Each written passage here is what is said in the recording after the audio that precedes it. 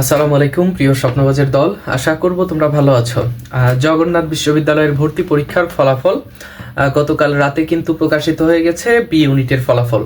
তো তোমরা অনেকেই প্রশ্ন করছো, আমার প্রিভিয়াস ভিডিওগুলোতে আমি দেখলাম একটু লক্ষ্য করে, এবং গত কয়েকটা পোস্টে তোমরা অনেকেই আমাকে কমেন্ট করেছো যে কত মেরিট পর্যন্ত সাবজেক্ট পেতে পারে, এবং গত বছর যেটা গিয়েছিল যেই মেরিট যত সাবজেক্টের উপর ভিত্তি করে মেরিট যতদূর গিয়েছিল তার উপর একটা স্টাডি করে তোমাদেরকে বলার চেষ্টা করছি যে কত মেরিট পর্যন্ত সাবজেক্ট পাবে।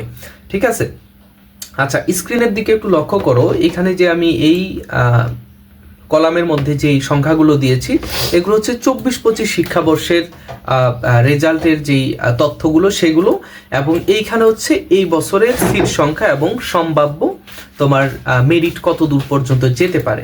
ওকে, দেখো আমি বলে দিচ্ছি, ভিডিওটা স্কিপ না করে একটু দেখবে, কেননা মাঝে মাঝে কোথাও কোনো তথ্য যদি আমি বলি বা কোনো ইনফরমেশন মিস করলে সেটা পরবর্তীতে আবার তোমরা প্রশ্ন করো, সেই প্রশ্নের উত্তর দিতে গেলে আমার আবার ভিডিও করা হবে না, বা তোমাকে আমি ভিডিওর মাধ্যমে অনেকজনকে আমি তথ্যটা জানাতে পারবো, আর একজনকে আমি চ্যাটিং করলে জাস্ট তোমাকে আমি জানাতে পারবো। সেই জন্য তুমি প্রশ্ন করতে পারো আমার ইনবক্সে, কিন্তু আমি সেই তথ্যটা তোমাকে দেখা যাবে যে অলরেডি চ্যানেলের মধ্যে জানিয়ে দিয়েছি, অথবা তোমাকে ভিডিওর মাধ্যমে পরবর্তীতে জানাবো। ঠিক আছে, ওকে দেখো বি ইউনিটের মানবিক শাখা থেকে মোট আসন গত বছর ছিল হচ্ছে 534, এই বছর আছে হচ্ছে 505টি, অর্থাৎ আসন কমেছে।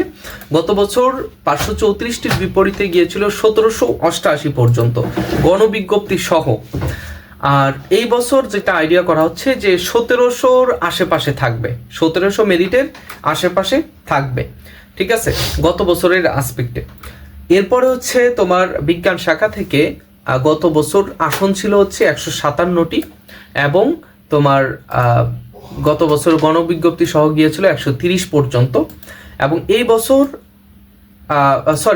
এই বছর আসন আছে 130টি।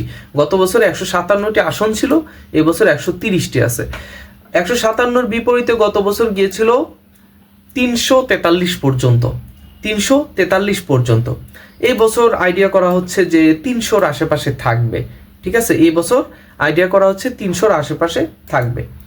ওকে, এরপর হচ্ছে বাণিজ্য শাখা থেকে যারা পরীক্ষা দিয়েছো, তোমাদের গত বছর আসন ছিল 54টি, এই বছর আসন আছে 75টি মাত্র, মানে আসন কমেছে। এরপর হচ্ছে 94টি আসনের বিপরীতে এখানে গিয়েছিল হচ্ছে 169 পর্যন্ত। ঠিক আছে, 169 পর্যন্ত। এবছর আইডিয়া করা হচ্ছে যে 75 আসনের বিপরীতে ডাবল যাবে, 150 বা এর আশেপাশে। ঠিক আছে, তোমাদের এর মধ্যে যাদের মেরিট আছে, আমি যেই শাখাভিত্তিক আলোচনা করেছি এর মধ্যে যাদের মেরিট আছে তারা অবশ্যই কাগজপত্র রেডি রাখবে।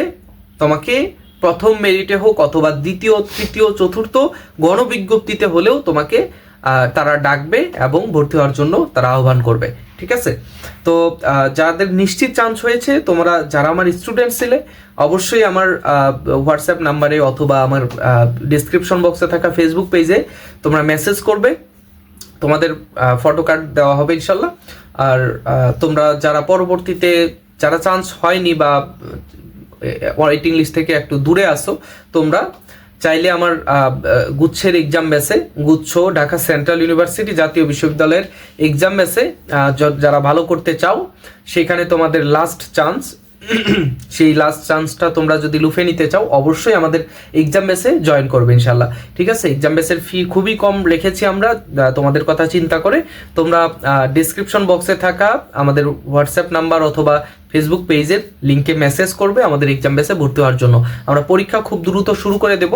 শুধু পরীক্ষায় কি হবে, পরীক্ষার আর পাশাপাশি আমরা সাজেশন দিব, সলভ ক্লাস দেওয়ার চেষ্টা করব। আর আমরা চেষ্টা করব যে তোমাদেরকে প্রত্যেকটি টপিক থেকে গুরুত্বপূর্ণ রুলসগুলো নিয়ে প্রশ্ন করার, এবং আমাদের প্রত্যেকটা প্রশ্নের ব্যাখ্যা সহ তোমাদেরকে প্রশ্ন করার। ঠিক আছে, তো ইনশাল্লাহ পরবর্তী ভিডিওতে দেখা হচ্ছে। সে পর্যন্ত ভালো থেকো, সুস্থ থেকো, আল্লাহ হাফেজ, আসসালামু আলাইকুম।